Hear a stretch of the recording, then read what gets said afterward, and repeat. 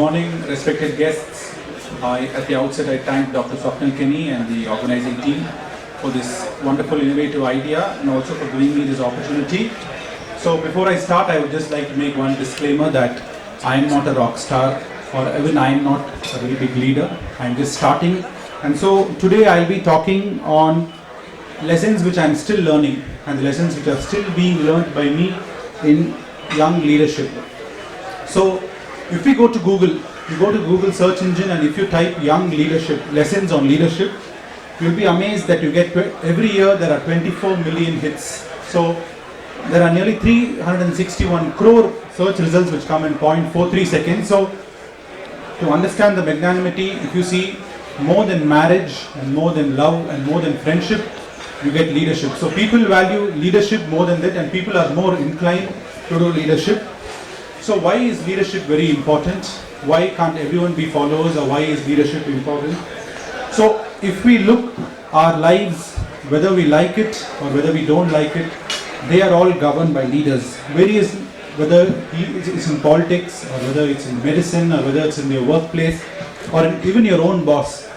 Everything in your life, everything is determined and everything is dictated by leaders. So leadership is a big thing. The good, the bad, the ugly, whoever they may be, they have a very big saying in our lives. So if we come to young leadership, if you see there are many forums now, these are all forums on the internet, and people have also recognized that leadership needs to be starting in the young. And so, youth leadership is another very important aspect. So I would like to start with a personal story. Like my father, Dr. Rajshekharan, a renowned academician, and we actually have a hospital in Coimbatore. So both these things actually, whether I like it or not, they have entrusted me that from my young age I have to be a leader, and more than me liking it, it becomes a leader. So I myself, even before this, I have been researching on how to be things, how to get things done. And the person standing down, he was my roommate in my college in MS. He is Dr. Adarsh, and he is also a son of an orthopedic surgeon, Sunshine Hospitals, Dr. Guruva Reddy. So both of us had this complex that how do we be leaders? How do you have to take over the mantle next? So the basic skills which have been there, the basic qualities like discipline, vision, hard work, time management, innovation, they are all said and done. They have to be there. Always it has to be there. But if you see these small things, is this all that makes a young leader? Is this all that makes a young leader? No. There is many secret ingredients. So there are a lot of secret ingredients. If you look, all of you must be knowing this very famous book by Stephen Covey, The 7 Habits of Highly Effective People. Now I don't want to go into that. But if you see the first 3 habits, he says, envisioning, compass yourself. So the first 3 habits is you have to manage and lead yourself. You have to first of all think that you want to be a leader, and then only then, if you organize yourself, then you have chances to go into a leader. And so you have to start early and set the example. Leadership can start as early as in school, in doing everything, achieving everything, or being a leader in every small thing you do.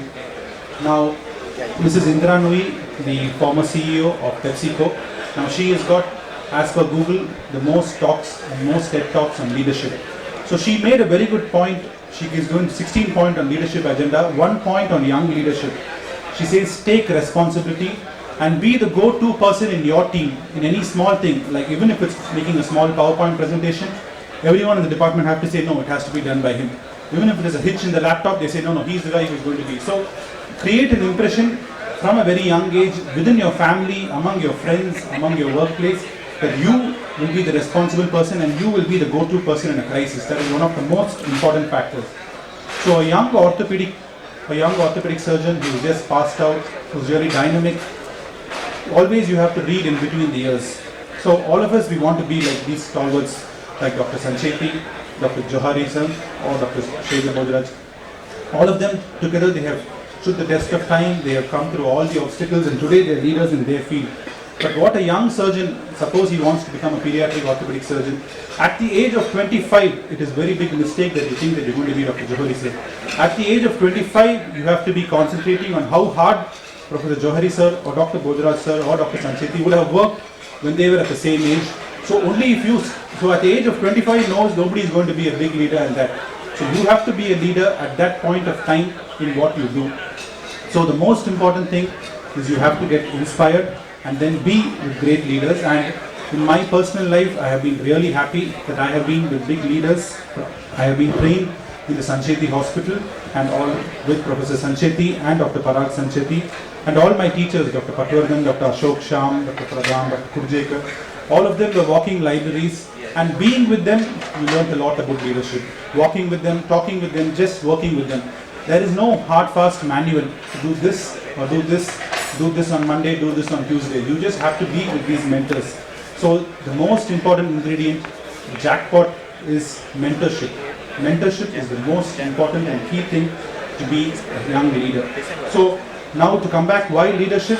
I will just, a small suggestion to all youngsters, you could read this book. It's called Atlas Shrugged by Ayn Rand. It came out in 1957. So nearly 60 years it's been stood the test of time. He says, stop thinking that it comes as a story base. But what they say is, the world today moves forward on the shoulders of leaders. In your professional life, in your surgical life, if you have been growing up, after some time you have to take up the role of leadership, or else within a matter of 5 years, they say 6 years is one generation, you will become obsolete. And so finally, to summarize, in redefining orthopedic practice, the basic qualities never change of hard work, humility, dedication. But if you have to be a young leader, you get inspired early and take responsibility in every single thing you do. And the most important thing is mentorship. To be a leader, you have to be with leaders. So I would like to finish when the richest Indian, when he was asked in the forum about leadership, he said, these two qualities have been helped me. Humility when things go right. Humility in prosperity and fearlessness in adversity. These two things on your growth, if you have them, and each one has got a leadership style. You should not follow this person blindly depending on your things. So because what Sachin Tendulkar could get in 2000, what Virat Kohli, both are two entirely different personalities, entirely different styles, but they took their leadership and they took leadership in every single thing they do, and from the time they became responsible. So I thank you and thank Virat for giving me this opportunity. Thank you.